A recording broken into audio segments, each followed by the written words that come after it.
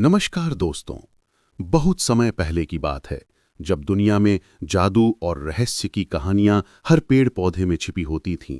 किसी छोटे से शहर में मनसुख नाम का एक वैद्य रहता था जिसकी शादी को पूरे 15 साल हो चुके थे, लेकिन घर की आंगन में अभी तक कोई बच्चे की किलकारी नहीं गूंजी थी। और इस बात से मनसुख और उसकी पत्नी का दिल हमेशा थोड़ा उदास रहता था।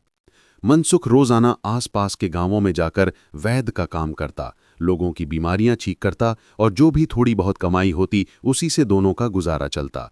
लेकिन फिर भी उनके दिन खुशी और शांति से बीत रहे थे, जैसे कोई नदी धीरे धीरे बहती है। एक शाम की बात है, मनसुख वैद्य का काम करके घर लौट रहा था और रास्ते में एक बड़ा घना जंगल पड़ता था जहां ऊंचे ऊंचे पेड़ आसमान को छूते लगते थे और सूरज की किरणें पत्तियों से छनकर जमीन पर सुनहरी छाया बनाती थीं। मनसुख अभी जंगल का आधा हिस्सा ही पार कर पाया था कि अचानक उसके कानों में एक मीठी सी आवाज गूंजी। अरे यात्री, जरा इस पेड़ के नीचे बैठ जाओ, थोड़ा आराम कर लो, इन पेड़ के मीठे फल खा लो, फिर अपना रास्ता आगे बढ़ा देना। मनसुख ने चौंक कर चारों तरफ नजर दौड़ाई, लेकिन कहीं कोई इंसान नजर नहीं आया। जंगल की हरी भरी झाड़ियां और पत्तों की सरसराहट के अलावा कुछ नहीं दिखा।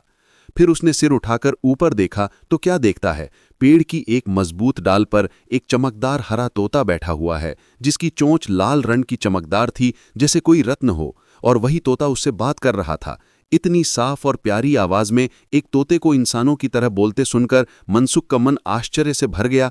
उसके चेहरे पर मुस्कान आ गई, क्योंकि उसने कभी ऐसा बोलने वाला तोता नहीं देखा था जो भावनाओं से भरी बातें करे। मनसुख ने उत्सुक होकर तोते से बात शुरू की और पूछा, तुम्हारा नाम क्या है? तोते ने जवाब दिया, मेरा नाम लालमन है।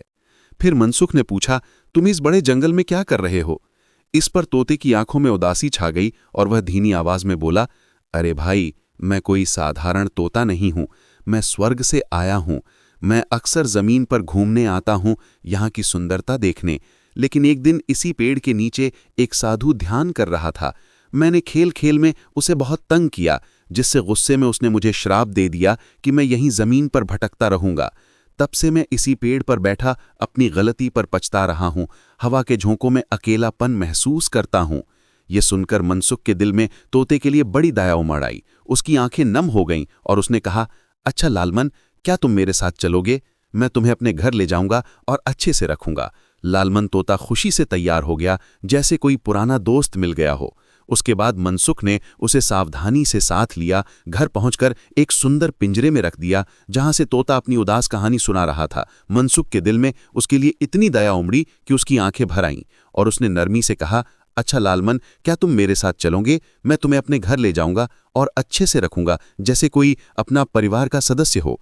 लालमन तोता खुशी से चहक उठा, जैसे सालों की अकेली जिंदगी में कोई पुराना साथी मिल गया हो, और उसने हामी भर दी। उसके बाद मनसुख ने बड़े प्यार से तोते को अपनी बाहों में संभाला, जंगल से बाहर निकला और घर पहुंचकर एक चमकदार पिंजरे में रख दिया जहां सूरज की किरणें अंदर आकर तोते के हरे पंखों पर नाचतीं। मनसुख तोते का इतना अच्छा ख्याल रखता था कि रोजाना तरह तरह के ताजे फल, मीठे मेवे और साफ पानी लाकर देता, जैसे कोई माँ अपने बच्चे को खिलाती है। और तोता भी घर की रौनक बन गया। उसकी मीठी आवाज से घर में खुशियां फैल जाती। एक शाम की बात है, जब मनसुख वैद्य का काम करके थका मादा घर लौटा। उसके कंधे झुके हुए थे और चेहरा थकान से भरा, तो उसने तोते से कहा, लालमन, मैं रोज थक कर आता हूं, तुम मुझे कोई रोचक कहानी सुनाया करो, कोई पुराना किस्सा या कोई रहस्य की बात बताया करो, ताकि मेरा मन हल्का हो जाए। लालमन तोता मुस्कुराया और बोला, ठीक है मेरे मालिक, कल से मैं तुम्हें ऐसे रहस्य बताऊंगा जो तुम्हारे दिल को छू लेंगे और हम साथ बैठकर बातें करेंगे। अभी तुम सो जाओ, थकान से चूर लग रहे हो। अगले दिन सुबह मनसुख उठा। उसका मन तरोताजा था और उसने अपनी पत्नी से कहा, अरे भाग्यवान, आज तो खीर और मालपुओं का मन कर रहा है। वो मीठी खुशबू वाली खीर जिसमें मेवे डालकर बनाओ और गर्मा गर्म मालपुएं, तुम इन्हें बनाओ, मैं वैद्य का काम करके जल्दी लौट आऊंगा। इतना कहकर मनसुख अपना झोला उठाया और गांव की ओर चल पड़ा, जहां लोग उसकी दवाओं का इंतजार कर रहे थे। इधर घर में पत्नी ने खीर बनानी शुरू की। दूध को धीमी आंच पर उबाला, चावल डाले, चीनी मिलाई और ढेर सारे मेवे जैसे बादाम, किशमिश डालकर पकाया, जिससे घर में मीठी मीठी खुशबू फैल गई, जैसे कोई त्योहार आ गया हो। फिर उसने मालपुए बनाए, मैदे का घोल तैयार किया, घी में तले और चाशनी में डुबो कर रखे, जो देखने में इतने लुभावने लग रहे थे कि मुंह में पानी आ जाए। सब बनाकर उसने बर्तनों में ढक कर रख दिया और पति के आने का इंतजार करने लगी। लेकिन उसका मन चटोरा था। वह बार बार रसोई में जाकर झांकती, खीर की खुशबू सूंघती और मालपुओं को देखकर ललचाती। आखिरकार उसने सोचा, पता नहीं पति कब आएंगे, मैं तो अपना हिस्सा खा ही लूं। और उसने अपने हिस्से की खीर और मालपुआ निकालकर खा लिया। लेकिन स्वाद इतना लजीज था कि वह रुक न सकी और थोड़ी देर में सारी खीर और मालपुए चट कर गई, जैसे कोई जादू हो गया हो। तभी मनसुख घर पहुंचा। दरवाजे से अंदर कदम रखते ही बोला, अरे भाग्यवान, खीर की तो कितनी प्यारी खुशबू आ रही है, जैसे स्वर्ग से आई हो। जल्दी से मालपुए और खीर लाकर दे दो। वह पालती मारकर बैठ गया, हाथ मुंह धोया और इंतजार करने लगा। अब पत्नी घबरा गई, क्योंकि सब कुछ तो वो खा चुकी थी। अब क्या दे? उसने दिमाग में एक तरकीब सोची और उदास चेहरे से मनसुख के पास जाकर बोली, देखो जी, मुझे बहुत भूख लगी थी तो मैंने अपना हिस्सा खा लिया। तुम्हारा हिस्सा मैंने ढक कर रसोई में रखा था, लेकिन वो शरारती बिल्ली आई और सब चट कर गई। बताओ मैं क्या करूं? मनसुख ने हंसकर कहा, चलो, इसमें किसी का क्या दोष। बिल्ली खा गई तो खा गई, लेकिन मुझे तो जोरों की भूख लगी है, तो मेरे लिए कुछ और खाना बना दो। पत्नी राहत की सांस लेकर रसोई में चली गई और मनसुख तोते के पास आया। उससे पूछा, बताओ लालमन, आज का दिन कैसा बीता? तोता बोला, आज का दिन बड़े मजेदार तरीके से बीता, लेकिन मैं तुम्हें एक बड़ा रहस्य बताना चाहता हूं जो तुम्हारे जीवन को बदल सकता है। और तब लालमन तोता पिंजरे में से झुककर, जैसे कोई गहरा राज खोलने वाला हो, धीरे से बोला, मालिक, तुम्हारी पत्नी तुमसे झूठ बोल रही है। खीर मालपुए बिल्ली ने नहीं खाए, सब कुछ तो उन्होंने खुद ही चट कर लिया। देखो तो कैसी औरत है, अपने मर्द से भी झूठ बोलती है। ये कहते ही तोता जोर जोर से हंसने लगा। उसकी हंसी जंगल की तरह गूंज उठी। मनसुख ने यह सुनकर सिर्फ होंठ भींच लिए, कुछ नहीं बोला। चुपचाप जो भी पत्नी ने लाकर परोसा खा लिया और सोने चला गया। लेकिन पत्नी ने सारी बात सुन ली थी और उसके दिल में जैसे आग लग गई। अब तो ये रोज का सिलसिला बन गया। लालमन तोता दिन भर पर्दे के पीछे से सब देखता और शाम को मनसुख के कान में फुसफुसा देता, आज फिर बाजार से जो पैसे बचाए थे वो छिपा दिए हैं। आज फिर पड़ोसों से झूठ बोला कि तुम देर से आओगे। आज फिर मेरे दाने कम डाले। जितना प्यार मनसुख का तोते के साथ बढ़ता जाता, उतनी ही जलन और नफरत उसकी पत्नी के दिल में भरती जाती। अब तो तोता उसे फूटी आंख नहीं भाता था। उसकी हरी पंखें भी कांटों जैसी चुभने लगी थीं। फिर एक दिन घर में तूफान सा आ गया। पत्नी ने हाथ कमर पर रखकर मनसुख के सामने खड़े होकर कहा, सुन लो जी, इस घर में अब या तो वो बदजुबान तोता रहेगा या मैं। दोनों एक साथ नहीं चल सकते। तुम आज फैसला कर लो कि तुम्हें किसे चुनना है। मनसुख का दिल दो टुकड़ों में बंट गया। एक तरफ वो तोता था जो उसका सच्चा साथी बन चुका था, जो उसकी उदासी में हंसाता था, और दूसरी तरफ उसकी पत्नी, जिसके बिना घर सोना पड़ जाता। आखिरकार उसने आंसू पीते हुए फैसला कर ही लिया कि तोते को घर से जाना होगा। अगली सुबह मनसुख ने पिंजरा उठाया और उसी पुराने घने जंगल की ओर चल पड़ा जहां से उसने लालमन को लाया था। रास्ते में तोता रुआंसी आवाज में बोला, वैद्य जी, मुझे उस जंगल में यूं अकेला मत छोड़ना, वहां तो मैं फिर श्राप में फंस जाऊंगा। बेहतर है मुझे किसी नगर में ले जाकर बेच दो। मैं तुम्हें इतना धन दिलवाऊंगा कि तुम जिंदगी भर आराम से रहोगे। मनसुख का दिल पसीज गया। उसने रास्ता मोड़ दिया। घोड़ी पर पिंजरा रखे वो चलता रहा, चलता रहा। सूरज ढल गया, तारे चमकने लगे। थकान से उसकी कमर दुखने लगी। सामने एक चौड़ी नदी बह रही थी। उसकी लहरें चांदनी में चांदी की तरह चमक रही थीं। किनारे पर एक बहुत बड़ा पीपल का पेड़ था, जिसकी छांव दूर तक फैली थी। मनसुख ने सोचा, रात में गहरे जंगल में जाना खतरनाक है। यहीं नदी किनारे रात काट लेता हूं। सुबह होते ही नगर पहुंचकर इस तोते को किसी धनी सेठ को बेच दूंगा। उसने घोड़ी को पेड़ से बांधा, पिंजरा पास में रखा, अपना सिर पेड़ से टिकाकर लेट गया और थके बदन को आराम देने की कोशिश करने लगा। थके बदन को आराम देने की कोशिश करते हुए मनसुख पेड़ से टेक लगाए लेटा ही था कि थोड़ी देर बाद लालमन तोते की मीठी आवाज गूंजी, वैद्य जी, आप अपनी घोड़ी को खोल क्यों नहीं देते? देखो कितनी हरी हरी रसीली घास फैली है, इसे चर लेने दो ना। नदी का ठंडा पानी भी पी लेगी और मेरा पिंजरा भी खोल दो ना। मैं इस पेड़ पर चढ़ के कुछ पके पके फल तोड़ लूंगा, पेट भर लूंगा, और जब आप गहरी नींद सो जाओगे तो मैं ऊपर बैठ के तुम दोनों की रखवाली करूंगा। कोई जंगली जानवर आएगा तो तुरंत चिल्ला दूंगा। मनसुख ने मुस्कुराते हुए कहा, नहीं लालमन, घोड़ी भाग जाएगी और तुम तो उड़कर स्वर्ग लौट जाओगे। तोता हंसकर बोला, अरे मालिक, मुझ पर थोड़ा सा भरोसा तो करो, मैं उड़कर कहाँ जाऊंगा? जिस दिन तुमने मुझे उस अकेले पेड़ से उठाया था, उसी दिन मैं तुम्हारा हो गया। आजाद करो ना, मैं यही पेड़ पर बैठा तुम्हारी और घोड़ी की निगरानी करूंगा। मनसुख का दिल पिघल गया। उसने पहले घोड़ी की रस्सी खोली, फिर पिंजरे का दरवाजा। घोड़ी खुशी खुशी पास की मुलायम घास पर मुंह मारने लगी और लालमन फुर्र से उड़कर पेड़ की ऊंची ढाल पर जा बैठा। 2-4 रसीले जामुन और अमरूद तोड़कर खाए, फिर रात की ठंडी हवा में पंख फुलाकर पहरा देने लगा। मनसुख को नींद ने जल्दी ही अपने आगोश में ले लिया।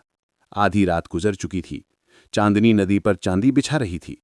तभी लालमन ने देखा, नदी के बीच से पानी चीरता हुआ एक बिल्कुल सफेद चमकदार घोड़ा निकला। उसकी अयालें चांदनी में चांदी जैसे लहरा रही थीं। वो सीधा मनसुख की घोड़ी के पास आया, नाक से नाक रगड़ी, फिर फुसफुसाकर उसके कान में कुछ कहा।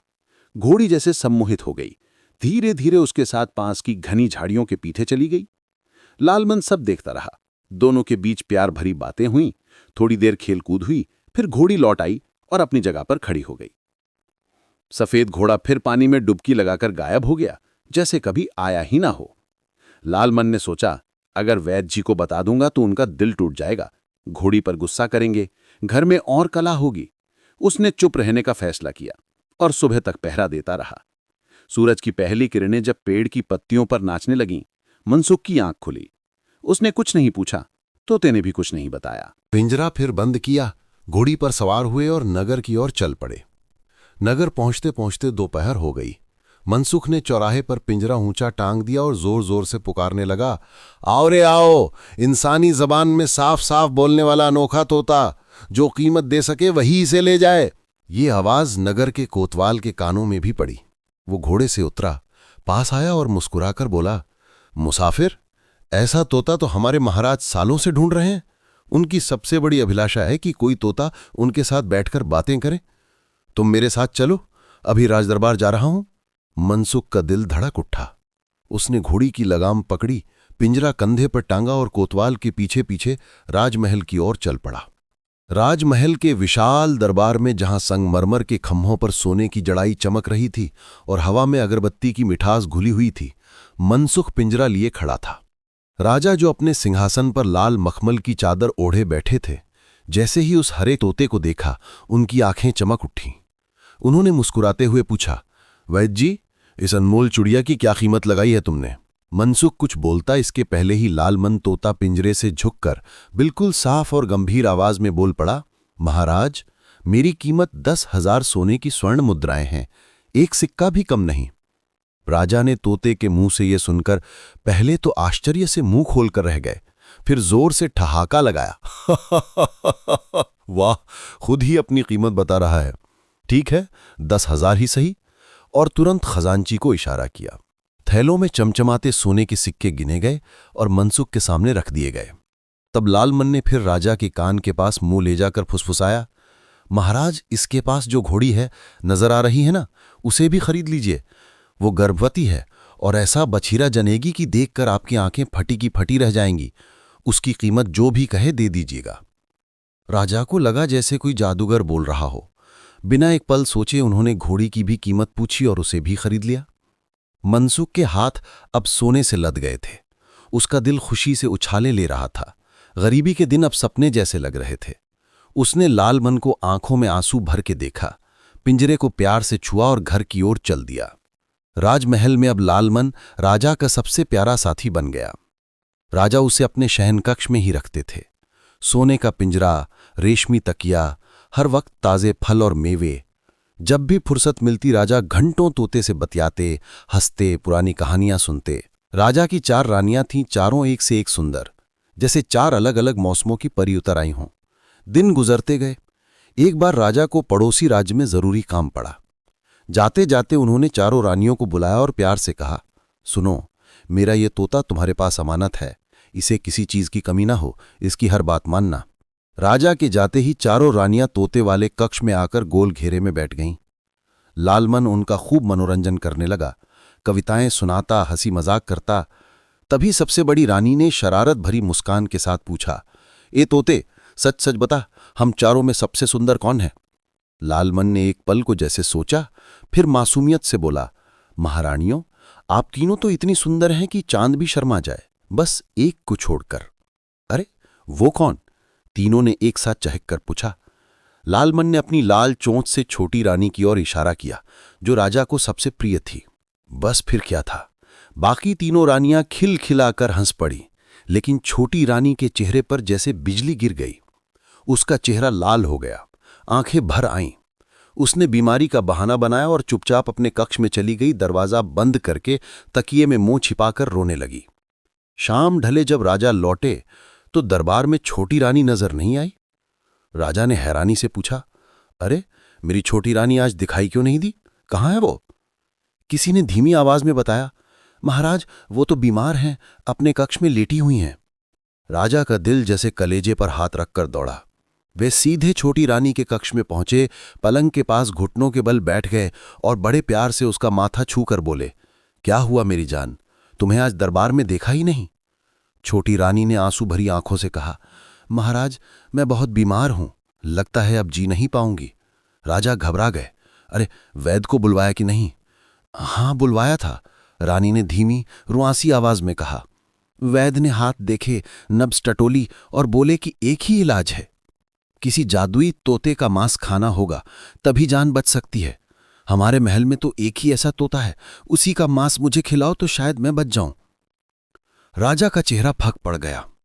उनके सबसे प्यारे साथी को मारना पड़ेगा? पर छोटी रानी की आंखों में आंसू देखकर उनका दिल पसीज गया। वे चुपचाप उठे और अपने शयन कक्ष की ओर चले गए। पिंजरे के पास पहुंचकर उन्होंने दरवाजा खोला, लालमन को हाथ पर बिठाया और गला रुंधते हुए बोले, मेरे प्यारे लालमन, मुझे माफ कर दो। छोटी रानी तुम्हारा मांस मांग रही है, मैं मजबूर हूं। तुमसे बहुत प्यार करता हूं, पर उससे भी ज्यादा। मरने से पहले कोई आखिरी इच्छा हो तो बोलो, मैं उसे जरूर पूरा करूंगा। लालमन ने उदास पर शांत आवाज में कहा, महाराज मैंने बहुत दिनों से खुला नीला आसमान नहीं देखा। मेरे पंख बंधे बंधे थक गए हैं। मुझे बस 6 दिन की आजादी दे दो।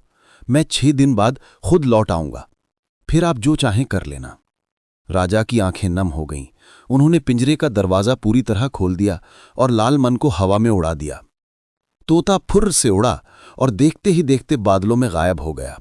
उड़ता उड़ता लालमन बहुत दूर निकल आया। तभी उसने देखा हजारों हजारों हरे तोते एक साथ एक ही दिशा में उड़ रहे हैं, जैसे कोई हरी लहर बह रही हो। लालमन भी उनके साथ हो लिया। रास्ते में साथी तोतों ने बताया, हम एक ऐसे नगर जा रहे हैं जहां की राजकुमारी हर साल हमारी दावत करती है। वो इतने स्वादिष्ट फल खिलाती है कि स्वर्ग के अमृत भी फीके लगें, मिठाइयां ऐसी कि जुबान पर रखते ही घुल जाएं। दावत वाले बगीचे में पहुंचकर लालमन हैरान रह गया। आम, अनार, अंगूर, लीची सब फलों के राजा जैसे लटक रहे थे। मिठाइयां रंग बिरंगी, चांदी के वर्क से चमचमाती। तोतों ने जी भरकर खाया पिया। बाकी तोते वापस उड़ने लगे, पर लालमन वहीं रुक गया। राजकुमारी जब बगीचे में आई तो लालमन को इंसानी भाषा में बात करते देख उसकी आंखें चमक उठीं। उसने बड़े प्यार से उसे उठाया और अपने कक्ष में ले आई। 2-3 दिन में दोनों ऐसे घुल मिल गए जैसे सालों से साथ हों। हर शाम राजकुमारी लालमन को गोद में बिठाकर पूछती, बता लालमन, आज कोई नई कहानी सुना। लालमन मुस्कुराता और बताने लगता, मेरे पुराने महाराज का नाम राजा चंद्रसेन है। उनका राज्य इतना बड़ा है कि सूरज एक कोने से निकलता है तो दूसरे कोने में डूबता है। वे इतने सुंदर हैं कि चांद भी उनके सामने शर्मा जाए। इतने वीर हैं कि अकेले 10 हाथियों को हरा दें। सबसे बड़ी बात, उनका दिल इतना नरम है कि अगर कोई रोता दिखे तो खुद रो पड़ते हैं। राजकुमारी इन बातों को पीती जाती। दिन ब दिन उसका मन राजा चंद्रसेन के नाम से ही धड़कने लगा। वह सोते जागते खाते पीते बस उसी के सपने देखने लगी। एक शाम राजकुमारी प्रभा अपनी बालकनी में खड़ी चांद को निहार रही थी कि लालमन उसके कंधे पर आ बैठा और धीरे से बोला, राजकुमारी जी, अब मेरे जाने का वक्त हो चला है। मुझे राजा चंद्रसेन के पास लौटना है, पर जाने से पहले एक बात कहे बिना मन नहीं मान रहा। तुम्हारा विवाह अगर किसी से होना चाहिए तो सिर्फ उसी से। तुम दोनों की जोड़ी स्वर्ग में ही बनी है। तुम्हारी सुंदरता और उनके गुण, वाह, जैसे सूरज और चांद एक साथ आ जाएं। राजकुमारी की आंखें चमक उठी, गाल वाल हो गए। उसने तोते के पंख सहलाते हुए सिर्फ इतना कहा, जाओ लालमन, पर जल्दी लौटकर आना। अगले ही पल लालमन फुर्र से उड़ा और कई दिन रात उड़ता हुआ राजा चंद्रसेन के महल में पहुंचा। राजा उसे देखते ही घबरा गए। अरे लालमन, तू सचमुच लौट आया? अब तो मुझे तेरी जान लेनी ही पड़ेगी। लालमन हंसकर बोला, महाराज, उस प्रतिज्ञा को तोड़ दीजिए। अगर आप मुझे जीवन दान देते हैं तो मैं आपको ऐसी राजकुमारी दिलवाता हूं कि चारों रानियां उसके सामने फीकी पड़ जाएंगी। नाम है प्रभा। सुंदरता तो जैसे देवताओं ने खुद गढ़ी हो, पर उससे भी बड़ी बात, उसका दिल में दया का समंदर है। आपकी रानियां तो एक छोटी सी बात पर मुझे मार डालने को तैयार हो गईं, पर राजकुमारी प्रभा हर हफ्ते 12,000 तोतों को दावत देती हैं। मैं अभी अभी वहीं से आ रहा हूं। ऐसे फल खाए, ऐसी मिठाइयां चकीं कि जुबान आज तक स्वाद भूल नहीं पाई। महाराज, आपकी जोड़ी तो बस उसी के साथ बनती है। अगर वो आपके जीवन में आ गई तो महल स्वर्ग बन जाएगा। राजा चंद्रसेन की आंखों में चमक आ गई। वे बोले, मित्र, तूने मेरी जान बचाई और अब मेरी जिंदगी संवारने चला है। मुझे माफ कर दे कि मैंने तुझे मारने की सोची भी। जा, जितनी जल्दी हो सके मेरा संदेश लेकर प्रभा के पास पहुंच और मेरा विवाह पक्का करा। लालमन फिर पंख फड़फड़ाया और राजकुमारी प्रभा के महल पहुंचा। उसने सारी बात बताई। राजकुमारी के गाल गुलाबी हो गए, आंखें शर्म से झुक गईं। उसी शाम वो अपने पिता के पास गई और हाथ जोड़कर बोली, पिताजी, अगर मेरा विवाह होगा तो सिर्फ राजा चंद्रसेन से, वरना मैं आजीवन अविवाहित रहूंगी। राजा ने अपने गुप्तचरों से सारी जांच कराई। राजा चंद्रसेन के शौर्य, न्याय और सौंदर्य की कहानियां सुनकर वे भी खुश हो गए और तुरंत हामी भर दी। लालमन ने बीच में सलाह दी, महाराज महारानी, विवाह चुपचाप और सादगी से करना बेहतर होगा। आसपास के राज्य जलते हैं आप दोनों की शोहरत से। कोई बड़ा बारात लेकर आए तो रास्ते में दुश्मन हमला कर सकते हैं। बात दोनों पक्षों को जज गई।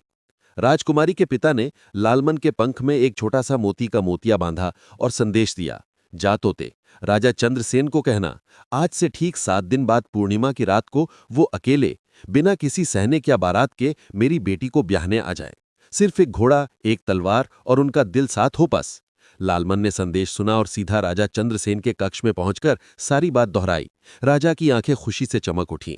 वे तोते को गले लगा बैठे और बोले, लालमन, तू मेरा सच्चा मित्र है। 7 दिन बाद पूर्णिमा की चांदनी में मैं प्रभा को लेने खुद आऊंगा। राजा चंद्रसेन ने लालमन को अपनी हथेली पर बिठाया, उसकी पीठ सहलाए और गला भर्रा कर बोले, लालमन, तूने तो मेरी पूरी जिंदगी बदल दी। चारों रानियां कपट और जलन की मूर्ति निकलीं, जो एक मासूम तोते की जान लेने को तैयार हो गईं। पर अब मेरे जीवन में सच्चा प्रेम और दया की देवी आने वाली है। तेरा ये उपकार मैं कभी नहीं भूलूंगा। इस तरह 6 दिन हवा की तरह उड़ गए। 7वां दिन आया, पूर्णिमा का दिन। सुबह से ही महल में चांदी सी चमक थी। राजा चंद्रसेन ने सबसे कीमती मोतियों वाला हार, सोने जड़ित राजसी वस्त्र और माथे पर चंदन का तिलक लगाया। तलवार कमर में लटकाई, लालमन को कंधे पर बिठाया और बोले, चल मेरे सखा, आज तो मेरी बारात है, साक्षी है, सब कुछ है। लालमन ने कहा, महाराज, आज वही घोड़ा लीजिए जो मनसुख वैद्य से खरीदा था। आज आपको उसकी असली ताकत पता चलेगी। राजा ने उस घोड़ी को काठी कसी। घोड़ी ने जैसे मुस्कुराते हुए सिर हिलाया। दोनों सवार हुए और महल के द्वार से बाहर निकले। वन पार किया, जहां पेड़ों ने झुककर सलाम किया। घाटी आई, नदी आई, घोड़े ने एक छलांग में पार कर ली।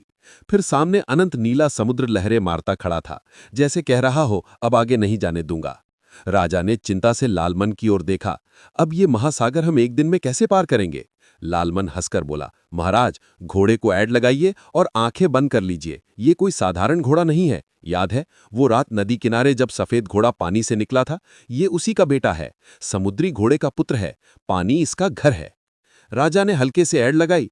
घोड़े ने पहले 2 पैर पानी में डाले, फिर चारों खुरों से लहरों पर दौड़ना शुरू कर दिया। पानी पर ऐसे दौड़ रहा था जैसे चांदी की सड़क पर। लहरें नीचे से फूटती और घोड़ा उन पर नाचता चला जा रहा था। हवा कान में गा रही थी, चांद ऊपर से मुस्कुरा रहा था। बस कुछ ही पल में समुद्र खत्म हो गया और सामने चमकता हुआ किला दिखाई देने लगा। लालमन चहक उठा, महाराज, पहुंच गए। ये आपकी ससुराल है। जाइए, आपका स्वागत हो रहा है। किले के द्वार पर फूलों की मालाएं, ढोल नगाड़े, आरती की थालियां। राजकुमारी प्रभा के पिता ने खुद आगे बढ़कर राजा चंद्रसेन को गले लगाया। प्रभा ने जब घूंघट के अंदर से झांका तो उसकी आंखें शर्म से झुक गईं, पर होठों पर मुस्कान खेल गई। राजा चंद्रसेन ने उसे देखा तो जैसे सारी दुनिया रुक गई। चारों पुरानी रानियां एक पल में धुंधली पड़ गईं। प्रभा सचमुच चांद की किरणों से बनी लग रही थी। उसी रात चांदनी में फूलों की सेज पर मंत्रों के गूंजते हुए राजा चंद्रसेन और राजकुमारी प्रभा का विवाह हो गया। मंगल गीत गूंजे, आशीर्वाद की वर्षा हुई। विवाह के बाद दोनों इतने प्रेम में डूब गए कि दिन रात एक पल जैसे लगने लगे। राजा प्रभा की उंगलियों को थामे बैठे रहते, प्रभा उनके कंधे पर सिर रखकर हंसती। इसी तरह प्यार भरी शामें और चांदनी रातें कब एक पूरा महीना बन गई, किसी को खबर न हुई। फिर एक सुबह राजा चंद्रसेन की आंख खुली तो मन में अपने राज्य का ख्याल तीर की तरह चुभ गया। वे उठे, खिड़की से दूर तक फैले नीले समुद्र को निहारते रहे और लालमन को पुकारा। लालमन, मेरा राज्य बिना राजा के पड़ा है। पता नहीं चारों रानियां और मंत्री क्या क्या कर बैठे हों। अब और देर नहीं करनी, मुझे लौटना होगा। लालमन ने तुरंत हामी भरी। हाँ महाराज, आप बिल्कुल ठीक कह रहे हैं। आज ही ससुर जी से विदाई ले लीजिए और प्रभा को साथ लेकर चलिए। राजा ने जब प्रभा से बात की तो उसकी आंखें चमक उठीं।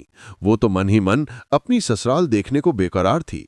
उसने पिता के चरण स्पर्श किए और बोली, पिताजी, अब मेरी ससुराल जाने का समय आ गया है, मेरी विदाई कर दीजिए। पिता की आंखें भर आईं, पर उन्होंने हंसते हुए इतने बहुमूल्य उपहार तैयार करवाए कि देखते ही आंखें चौंधिया जाएं। हीरो मोतियों की मालाएं, सोने चांदी के बर्तन, कीमती रेशमी कपड़े, हाथी घोड़े और न जाने क्या क्या। इतना सामान घोड़े पर लादना नामुमकिन था, इसलिए उन्होंने एक विशाल सफेद पालों वाला शाही जहाज तैयार करवाया। विदाई के दिन प्रभा ने लाल जोड़े में सजकर, माथे पर बड़ा सा सिंदूर का टीका लगाकर पति का हाथ थामा और जहाज पर चढ़ गई। राजा चंद्रसेन ने अपना जादुई घोड़ा भी जहाज के नीचे बांध दिया। लालमन आसमान में ऊंचा उड़ता, कभी आगे निकलकर रास्ता देखता, कभी पीछे मुड़कर चक्कर लगाता। जहाज ने पाल खोले और नीले समुद्र पर तैरने लगा। दोनों हंसी खुशी गीत गाते एक दूसरे की आंखों में खोए सफर कर रहे थे। 6 दिन और 6 रातें लहरों पर बीत गए। 7वीं शाम को दूर क्षितिज पर एक हरा भरा टापू दिखाई दिया। ऊंचे ऊंचे नारियल के पेड़, सफेद रेत और हवा में मीठी मीठी खुशबू। राजा बोले, बस आज यहीं रुकते हैं। 6 दिन से पानी पर हूं, एक रात तो जमीन पर सोने दो। लालमन घबरा कर चिल्लाया, महाराज, ये टापू खतरनाक है, यहां राक्षस बसते हैं, कृपया आगे बढ़ जाइए। पर राजा हंस पड़े। अरे लालमन, तू भी कितना डरपोक हो गया है। सिर्फ एक रात की बात है, सुबह सूरज निकलते ही चल देंगे। लालमन ने लाख मना किया, पर राजा ने एक न सुनी। जहाज टापू के किनारे लगा दिया गया। नाविकों ने फूलों वाला शाही तंबू गाड़ा, रेशमी गद्दे तकिए बिछाए, मोतियों की झालरें टांगी। राजा और प्रभा हाथ में हाथ डाले तंबू में घुसे। 6 दिन की थकान थी, आंखें खुद ब खुद बंद हो गईं। दोनों गहरी गहरी नींद में सो गए, जैसे कोई बच्चा मां की गोद में सुरक्षित सोता हो। बाहर लहरें धीरे धीरे लोरी गा रही थीं। चांद पूरा गोल और चमकीला था। लालमन एक ऊंचे नारियल के पेड़ पर बैठा चुपचाप रखवाली कर रहा था। उसकी छोटी छोटी आंखों में डर और बेचैनी साफ दिख रही थी। और ठीक उसी समय टापू के घने जंगल की अंधेरी गहराई में भारी भारी कदमों की धमक शुरू हो चुकी थी, जैसे कोई विशालकाय छाया धीरे धीरे तंबू की ओर बढ़ रही हो। लालमन ऊंचे नारियल के पेड़ पर बैठा एकटक अंधेरे को चीरता रहा। आधी रात गुजरते गुजरते उसने देखा, समुद्र की काली छाती चीरता हुआ एक काला विशाल जहाज धीरे धीरे उनके जहाज के पास आकर रुका। उस जहाज के पाल काले थे और मस्तूल पर लालटेन की भयानक लाल रोशनी झूल रही थी। जैसे ही जहाज रुका, उसमें से एक बहुत बड़ा मोटा दाढ़ी वाला क्रूर सौदागर उतरा। उसके पीछे पीछे 10-12 हथियार बंद डाकू। सौदागर की आंखें लालच से चमक रही थीं। उसने पहले राजा के जहाज पर नजर डाली। हीरे, मोती, सोने चांदी के संदूक, रेशमी कपड़े, सब देखकर उसकी सांसें तेज हो गईं। उसने इशारा किया और उसके आदमी चुपचाप सारा खजाना लूटकर अपने जहाज पर ले गए। फिर उसकी नजर पेड़ से बंधे उस जादुई घोड़े पर पड़ी। घोड़ा चुपचाप खड़ा था, मानो कुछ समझ रहा हो। सौदागर ने हंसते हुए उसे भी खोल लिया और अपने जहाज पर चढ़वा दिया। अब वो तंबू के पास पहुंचा। रेशमी पर्दा हटाया तो अंदर चांदनी में सोती राजकुमारी प्रभा दिखी। ऐसी लग रही थी जैसे कोई परी नींद में हो। उसका चेहरा इतना नूरानी कि सौदागर का दिल धक से रह गया। लालच और मोह ने उसे अंधा कर दिया। उसने बिना आवाज किए प्रभा को कंधे पर उठाया और अपने जहाज की ओर ले गया। राजा चंद्रसेन गहरी नींद में थे, उन्हें खबर तक ना हुई। सौदागर ने राजा का जहाज भी रस्सी से अपने जहाज में बांध लिया और चुपचाप पाल खोलकर अंधेरे में गायब हो गया। लालमन पेड़ पर बैठा सब देखता रहा, न बोला, न चीखा, न पंख फड़फड़ाए। बस उसकी छोटी छोटी आंखें आंख की तरह जल रही थीं। सुबह हुई। सूरज की पहली किरण जब तंबू में घुसी तो राजा चंद्रसेन की आंख खुली। बगल में हाथ डाला, खाली। वे चौंक कर उठे, तंबू से बाहर दौड़े। किनारे पर सिर्फ रेत के निशान थे, न जहाज जहाज, न घोड़ा, न प्रभा। चारों तरफ समुद्र खाली था। राजा ठगे से खड़े रह गए, जैसे कोई बिजली गिर गई हो। तब लालमन पेड़ से उतरा और सारी रात की कहानी सुनाई। राजा की आंखें लाल हो गईं। वे जोर जोर से रोने लगे। ए लालमन, तूने मुझे जगाया क्यों नहीं? मैं अपनी प्रभा को यूं खो बैठा। लालमन ने शांत पर दृढ़ आवाज में कहा, महाराज, अगर मैं आपको जगा देता तो आज आप यहां न होते। सौदागर अकेला नहीं था, उसके साथ 20-30 हथियारबंद डाकू थे। आप अकेले कुछ न कर पाते, सिर्फ अपनी जान गंवाते। मैं चुप रहा ताकि आप जिंदा रहें। और सुनिए, जब वो काला जहाज गया तो मैं उसके पीछे पीछे उड़ा। मैंने उसका नगर देख लिया है। उस क्रूर सौदागर का नाम है कालू सेठ और उसका शहर समुद्र के उस पार है। राजा की सिसकियां रुक गईं। उन्होंने आंसू पोंछे, तलवार कमर में कसी और लालमन की ओर देखकर बोले, तो फिर देर किस बात की? चल, मेरी प्रभा को छुड़ाने चले। लालमन ने पंख फड़फड़ाए और आगे उड़ चला। राजा चंद्रसेन ने भी हिम्मत बांध ली और उसके पीछे पीछे चल पड़े। अब उनके दिल में सिर्फ एक ही आग जल रही थी, अपनी रानी को वापस लाने की। राजा चंद्रसेन की आंखों से आंसू पोंछते ही हकीकत सामने आ खड़ी हुई। चारों तरफ सिर्फ नीला समुद्र था, न घोड़ा था न जहाज। वे निराश होकर रेत पर बैठ गए। तभी लालमन ने पंख फड़फड़ाते हुए कहा, महाराज, उदास मत होइए। देखिए, वो सूखा हुआ विशाल पेड़ जो किनारे पर गिरा पड़ा है। अपनी तलवार से उसे काटिए और नाव बना लीजिए। राजा ने तलवार निकाली और पूरा दिन मेहनत की। पेड़ का तना काटा, छीला, खोखला किया और एक मजबूत छोटी सी नाव तैयार कर दी। जंगल से मीठे फल तोड़े, कुछ नारियल इकट्ठे किए और नाव में रख लिए। फिर दोनों पैर पानी में डालकर नाव पर सवार हो गए। लालमन ऊपर आसमान में उड़ता हुआ रास्ता बताता रहा। 15 दिन और 15 रातें। राजा की हथेलियां छिल गईं, कंधे दुखने लगे, पर दिल में सिर्फ एक ही नाम था, प्रभा। हर चप्पू मारते हुए वो बुदबुदाते, प्रभा, मैं आ रहा हूं। 15वें दिन शाम ढलते ढलते सामने एक बड़ा नगर दिखाई दिया। ऊंची दीवारें, चमकते महल और बंदरगाह पर सैकड़ों जहाज। लालमन नीचे उतरा और बोला, महाराज, यही वो शहर है। आप इसी सुनसान बगीचे में नाव छिपाकर रुकिए, मैं प्रभा का पता लगाकर आता हूं। राजा की आंखें भर आईं। उन्होंने लालमन के पंख सहलाए और रुआंसे स्वर में कहा, मित्र, तूने मेरी जान बचाई, फिर भी मैंने तेरी एक न सुनी। अगर उस रात टापू पर ना रुकता तो आज ये दर्द ना होता। जाकर देख मेरी प्रभा कैसी है। वो जालिम उस पर अत्याचार तो नहीं कर रहा। जल्दी लौट कर आना। लालमन फुर्र से उड़ा और सीधा कालू सेठ के विशाल महल के पीछे वाले घुड़साल में पहुंचा। वहां अपना जादुई घोड़ा उदास खड़ा चारा चबा रहा था। घुड़साल के पास ही एक छोटा सा बगीचा था, जहां सैकड़ों रंग बिरंगे तोते उड़ रहे थे। लालमन ने एक बूढ़े तोते से दोस्ती की और पूछा, भाई, यहां कोई बहुत सुंदर उदासी स्त्री फूल तोड़ने आती है क्या? बूढ़ा तोता बोला, हाँ भाई, हर शाम आती है। चेहरा ऐसा कि चांद भी फीका पड़ जाए, पर आंखों में आंसू और कपड़े फटे पुराने। अभी थोड़ी देर में आएगी। लालमन एक आम के पेड़ पर छिपकर बैठ गया। थोड़ी देर बाद वो आई, राजकुमारी प्रभा। पहले जैसे लाल जोड़े की जगह अब मैले कुचैले चिथड़े थे, जो बदन से लिपटे हुए थे। बाल बिखरे, आंखें सूजी हुई, होंठ कटे फटे। हाथों में फूलों की टोकरी थी, पर हर फूल चुनते वक्त उसकी आंखों से आंसू टपकते थे। लालमन का कलेजा फट गया। वो चुपके से उसके पास उड़ा और धीरे से बोला, रानी साहिबा, घबराइए मत, आपके राजा चंद्रसेन आ गए हैं। प्रभा ने चौंक कर ऊपर देखा, फिर आंसुओं के बीच मुस्कान फैल गई। उसने फुसफुसा कर पूछा, सच? और लालमन की लाल चोंच पर अपना गाल रख दिया। लालमन ने प्रभा के गाल से अपना गाल रगड़ा और फुसफुसाया, रानी साहिबा, महाराज बाहर बगीचे में आपका इंतजार कर रहे हैं। चलिए, मैं आपको ले चलता हूं। प्रभा ने आंसुओं को रोकते हुए टोकरी जमीन पर रखी और लालमन के पीछे पीछे चल पड़ी। बगीचे के आखिरी कोने में एक पुराने बरगद की छांव में राजा चंद्रसेन खड़े थे। साधारण कपड़े, धूल भरा चेहरा, पर आंखों में वही पुराना प्यार। प्रभा ने जैसे ही उन्हें देखा, उसके पैर लड़खड़ा गए। वो दौड़कर राजा के सीने से टकराई और फूट फूट कर रोने लगी। राजा ने भी उसे कसकर गले लगा लिया। दोनों की आंखों से आंसुओं की नदियां बह रही थीं। इतने दिन का विरह, इतनी तकलीफें सब एक पल में पिघलकर बह गईं। वे एक दूसरे से ऐसे चिपके खड़े थे जैसे कभी जुदा ही ना होना चाहते हों। थोड़ी देर बाद राजा ने प्रभा के आंसू पोंछे और धीरे से कहा, रानी, आज रात ही हम यहां से भाग जाएंगे। हमारा चमत्कारी घोड़ा भी इसी घुड़साल में बंधा है। बस अफसोस, मेरा दोस्त लालमन कहीं गायब हो गया।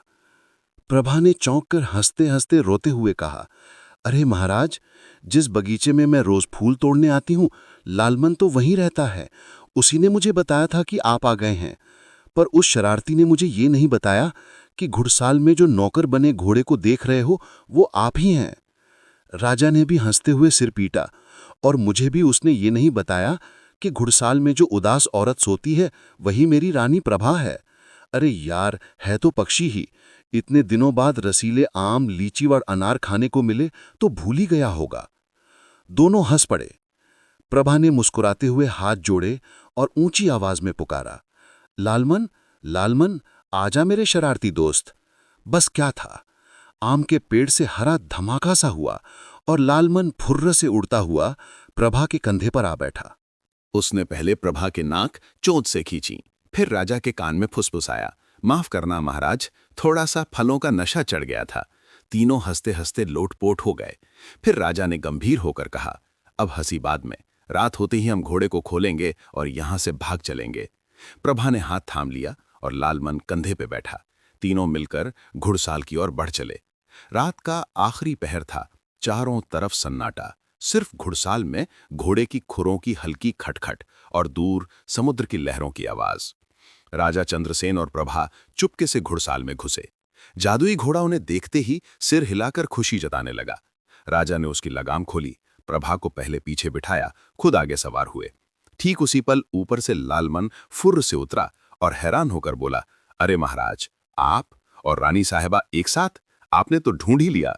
राजा ने हंसते हुए कहा, हाँ दोस्त, ढूंढ तो लिया, पर तू तो हमें बिल्कुल भूल गया था। लालमन ने शर्म से सिर झुका लिया और लाल चोंच से अपनी छाती पीटते हुए बोला, क्षमा करे राजन, क्षमा करे रानी साहिबा, मैं तो एक तोती के चक्कर में पूरी दुनिया भूल गया था। बगीचे में एक हरी पीली लाल चोंच वाली तोती मिली थी। उसकी आंखें ऐसी कि देखते ही दिल फिसल गया। बस उसी के प्रेम में मैं आप दोनों को बताना ही भूल गया। प्रभा और राजा एक दूसरे को देखकर हंस पड़े। राजा ने कहा, कोई बात नहीं मेरे यार, तूने तो पहले ही कमाल कर दिया। अब चल, आज रात ही निकलते हैं।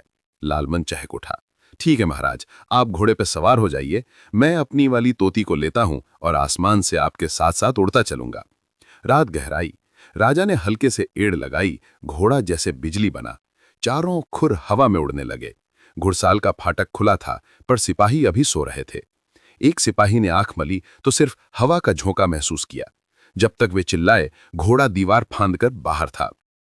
पीछे से सिपाहियों की चीखें गूंजी, पकड़ो पकड़ो, पर घोड़ा तो अब समुद्र किनारे पहुंच चुका था। राजा ने फिर एड़ लगाई। घोड़ा पानी पर ऐसे दौड़ा जैसे चांदी की सड़क पर सरपट भाग रहा हो। लहरें नीचे से फूटती और घोड़ा उन पर नाचता चला जा रहा था।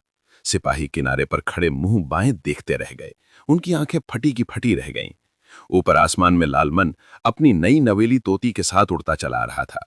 दोनों तोते कभी आगे निकलते, कभी पीछे मुड़कर देखते, जैसे कोई हवाई बारात हो। कालू सेठ को जब सुबह खबर मिली तो वो अपने बाल नोचने लगा। प्रभा के जाने से ज्यादा उसे घोड़े के जाने का दुख था। वो चिल्लाया, अरे वो घोड़ा तो मेरे पास होता तो मैं 7 समुंदर पार कर राजा बन जाता, पर अब कुछ नहीं हो सकता था। कई दिन रात की दौड़ के बाद आखिरकार राजा चंद्रसेन अपनी रानी प्रभा को लेकर अपने नगर के द्वार पर पहुंचे। नगरवासियों ने ढोल नगाड़े बजाए, फूल बरसाए। प्रभा ने राजा का हाथ थामा और महल की सीढ़ियां चढ़ीं। लालमन और उसकी तोती ऊंची मीनार पर बैठकर ये नजारा देख रहे थे। लालमन ने अपनी तोती से बोला, देखा, आखिरकार सब ठीक हो गया। और इस तरह राजा रानी फिर से एक हो गए और लालमन को भी अपना सच्चा प्यार मिल गया। नगर में खुशियां लौट आईं। नगर के फाटक पर जब दिखे तो राजा चंद्रसेन ने घोड़े को रोक दिया। वे और प्रभा दोनों ही इतने दिन के सफर से धूल मिट्टी में लथपथ थे। राजा ने सोचा, ऐसे नहीं, पहले सब ठीक करके शान से प्रवेश करेंगे। उन्होंने नगर के बाहर ही एक छोटा सा डेरा डाला और अपने सबसे भरोसेमंद 2 मंत्रियों को गुप्त संदेश भिजवाया। मंत्री जब आए तो राजा रानी की हालत देखकर उनकी आंखें नम हो गईं। उन्होंने तुरंत राजमहल में संदेश भिजवाया। थोड़ी ही देर में शाही हाथी, राजसी वस्त्र, आभूषण, इत्र और फूलों से सजी पालकी आ पहुंची। प्रभा ने लाल जोड़ा पहना, माथे पर फिर से बड़ा सा सिंदूर का टीका सजाया। राजा चंद्रसेन ने सोने जड़ित राजसी वस्त्र और मुकुट धारण किया। अब वे दोनों पहले जैसे ही लग रहे थे, जैसे कोई देवता देवी धरती पर उतरे हों। ढोल, नगाड़े, शंख, घंटियां, फूलों की वर्षा और हजारों दीपकों की रोशनी के बीच वे नगर में घुसे। सारी प्रजा सड़कों पर खड़ी राजा चंद्रसेन की जय, पटरानी प्रभा की जय चिल्ला रही थी। महल में पहुंचते ही चारों पुरानी रानियों को खबर मिली। वे दरबार में आईं तो प्रभा को देखते ही जल भुन गईं। उनकी आंखों में आग थी, होंठ कांप रहे थे। राजा ने सब समझ लिया। उन्होंने मुस्कुराते हुए घोषणा की, आज से राजकुमारी प्रभा मेरी पटरानी है। उनके लिए नगर के सबसे सुंदर हिस्से में नया महल बनेगा, जहां सिर्फ खुशियां और प्रेम का राज होगा। कुछ ही महीनों में वो महल तैयार हो गया। चारों तरफ फूलों के बगीचे, झरने, मोर और झीलें। राजा चंद्रसेन और प्रभा उसी महल में रहने लगे। हर सुबह सूरज की पहली किरण उनके बालकनी में आती और हर शाम चांदनी उनके आंगन में बिछ जाती। एक दिन बड़े धूमधाम से लालमन का विवाह उसकी प्यारी तोती से करवाया गया। सोने का पिंजरा नहीं, बल्कि एक पूरा हरा भरा बगीचा उन्हें गिफ्ट में दिया गया। लालमन और उसकी तोती दिन भर फूलों पर उड़ते, रात को महल की छत पर बैठकर राजा प्रभा की कहानियां सुनाते। और इस तरह राजा चंद्रसेन, पटरानी प्रभा, लालमन और उसकी प्यारी तोती सब मिलकर उस नए महल में हंसी खुशी, प्रेम और सुकून के साथ रहने लगे। ना कभी कोई जलन रही, ना कोई दुख, सिर्फ प्यार की मीठी मीठी गूंज हर कोने में बसी रही। तो दोस्तों, यहीं पर हमारी ये पुरानी लोक कथा समाप्त होती है। कहानी कैसी लगी? दिल को छू गई या आंखें नम कर गई? नीचे कमेंट में जरूर बताइएगा। लाइक और सब्सक्राइब करना ना भूलिएगा। अगली कहानी तक के लिए नमस्कार।